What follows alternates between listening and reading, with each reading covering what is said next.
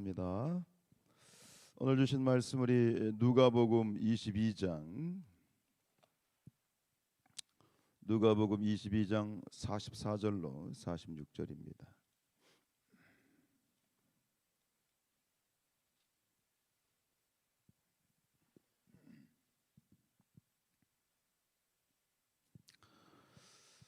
누가복음 22장 44절로 46절 우리 같이 함께 받들어 읽겠습니다.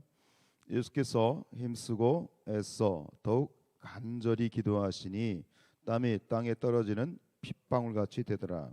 기도 후에 일어나 제자들에게 가서 슬픔으로 인하여 잠든 것을 보시고 이르시되 어찌하여 자느냐 시험에 들지 않게 일어나 기도하라 하시니라. 아멘. 네, 오늘 이 새벽도 깨어 기도하신 모든 분들에게 하나님의 은혜가 함께하시길 축복합니다. 새로운 얼굴들도 보이시고 하나님이 기뻐하십니다. 이제는 마스크를 추위 때문에 써야 되는 시간이 된 것 같아요. 코로나 때문에 쓰는 게 아니라 추위 때문에 마스크를 써야 되는 그런 시간이 되었는데 여러분들 새벽 나오실 때 단단히 여미고 나오셔야 될 것 같습니다. 여러분의 모든 성도들은 모두가 기도하기를 원합니다. 그렇죠? 기도하기를 원하지 않는 성도는 아무도 없습니다. 그러나 마음으로 기도하고 싶다고 그래서 결심한다고 해서 기도할 수 있는 게 아닙니다. 오늘 말씀을 보면 예수님이 기도하실 때 어떻게 기도하셨습니까? 44절에 보면 힘쓰고 애써 더욱 간절히 기도하셨어요. 이게 무슨 말입니까? 기도할 때 힘쓰고, 예수님도 이 기도하시기 쉽지 않았다는 얘기예요. 예수님 당신도 힘쓰셔야 했고 애쓰셔야 했고 간절히 기도하셨어야 돼요. 이 기도가 쉽지 않은, 예수님조차도 기도가 쉽지 않았다라는 것을 보여주는 대목입니다. 그러면서 예수님께서 제자들에게 졸고 있는 제자들에게 이렇게 말씀하시죠.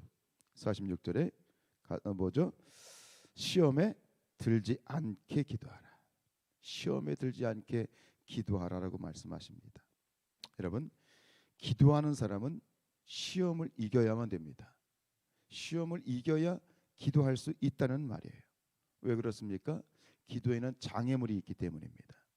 이 장애물을 극복해야만 기도가 되는 것이고, 기도가 응답되는 것이고, 이 기도가 완성이 될 수 있다라고 하는 거예요. 여러분, 진심으로 기도하기를 원하시지요?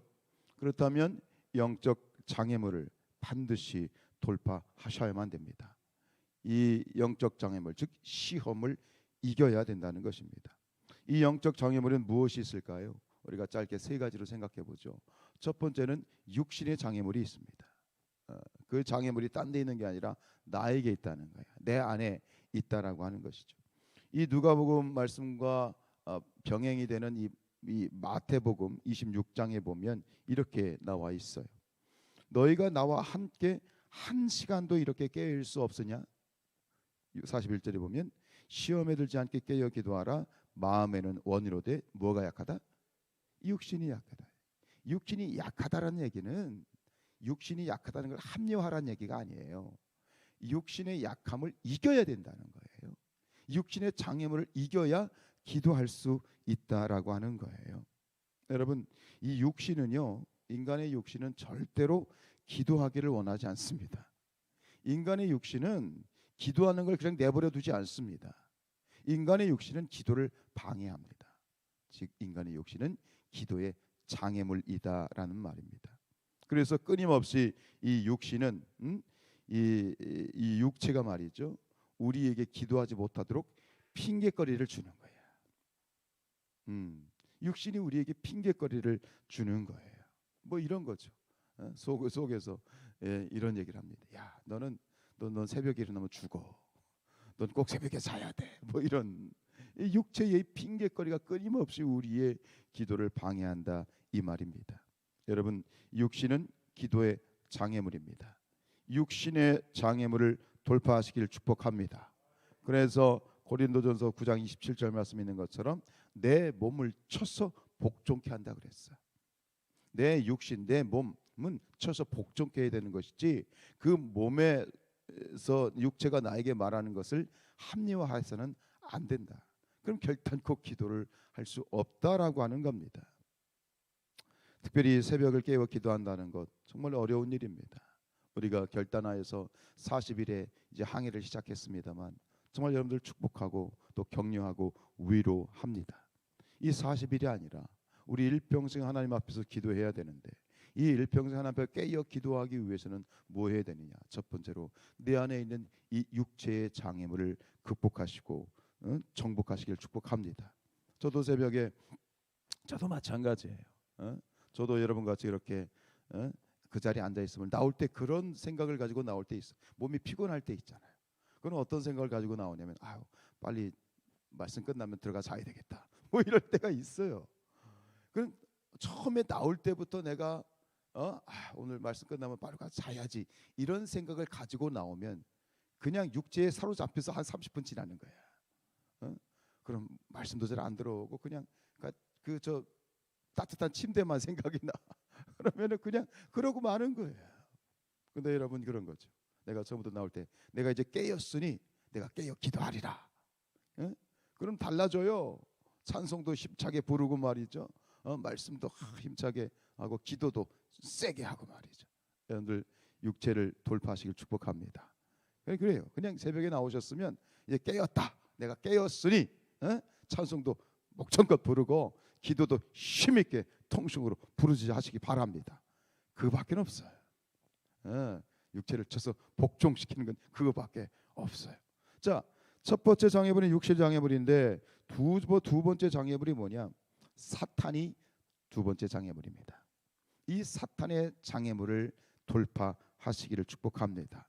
예수님이 40일 광야에서 금식하실 때에 누가 찾아왔어요? 사실은 다 사단이 찾아왔잖아요. 사단이 찾아와서 예수님을 시험했다 그랬습니다. 여러분 우리가 기도하려고 작정하면 반드시 사탄이 시험합니다. 여러분 어떠십니까? 기도하려고 하면 또 교회가 기도하려고 그러면 어디에선가 사탄이 이 장난질을 칩니다.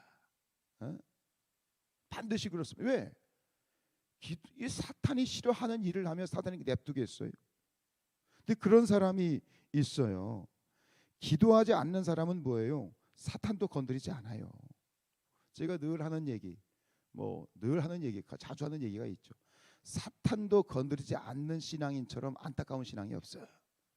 사탄도 냅두는 거야. 사탄도 포기한 거야. 왜?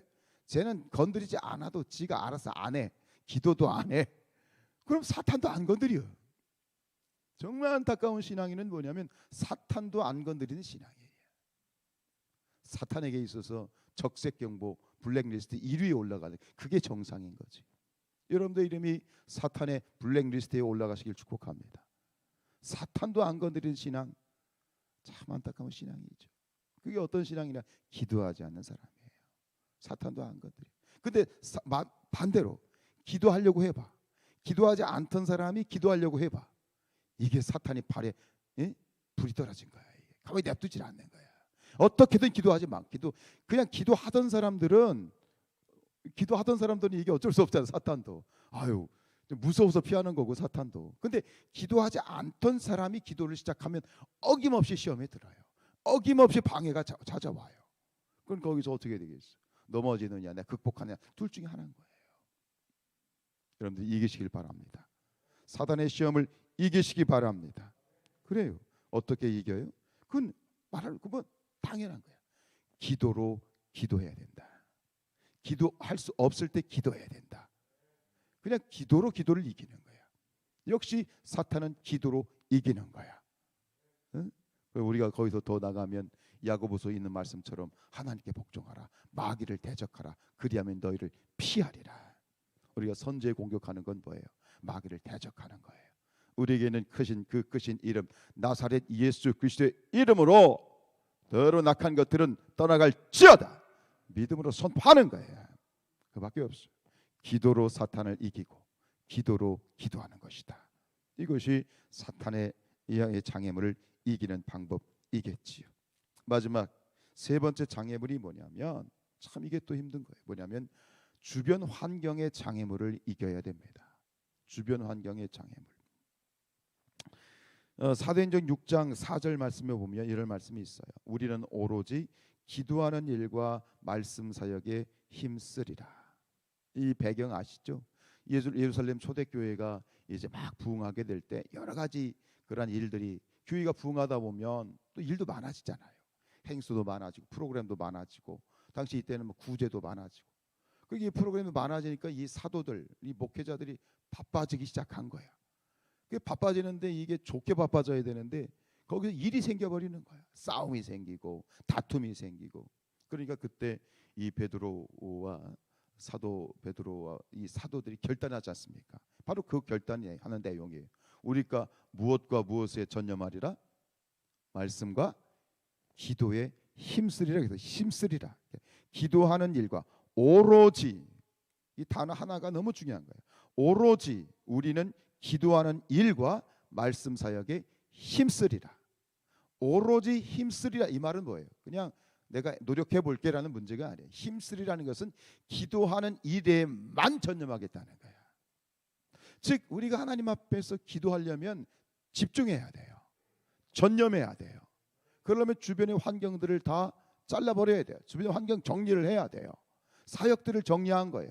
다른 사람들에게 7 집사를 뽑아가지고 그 7 집사들에게 사역을 맡기고, 오로지 이 사도들은 오로지 기도만 하겠다는 거야.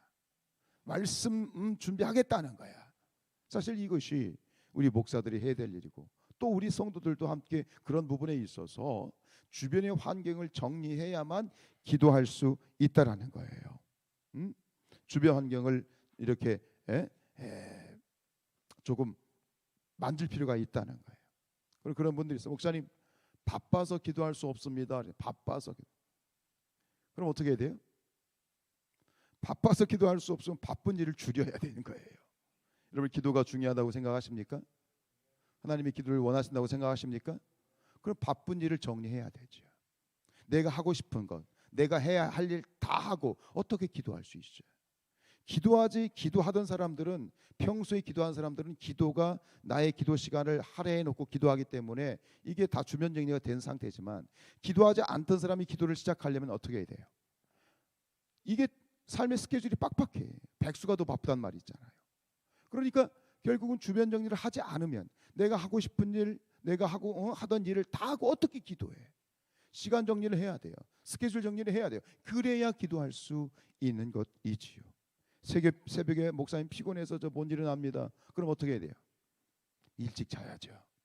1시간에도 일찍 자면 더 일찍 깨는 거 아니겠어요?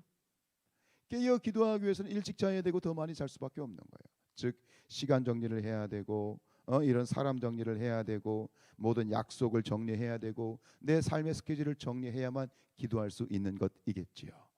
여러분 이 주변 환경을 정리하시길 바랍니다. 기도하기를 원하신다면, 계속 깨어 기도하기를 원하신다면 주변 환경의 장애물을 극복하시길 축복합니다. 자, 이제 우리가 한 일주일 정도 지나갔습니다. 여러분 육신의 장애물을 돌파하십시다. 사탄의 장애물을 돌파하십시다. 주변 환경의 장애물을 돌파하십시다. 그래서 우리 일평생 하나님 앞에 깨어 기도할 수 있는 저와 여러분들이 되시기를 주님의 이름으로 축복합니다. 기도하시겠습니다.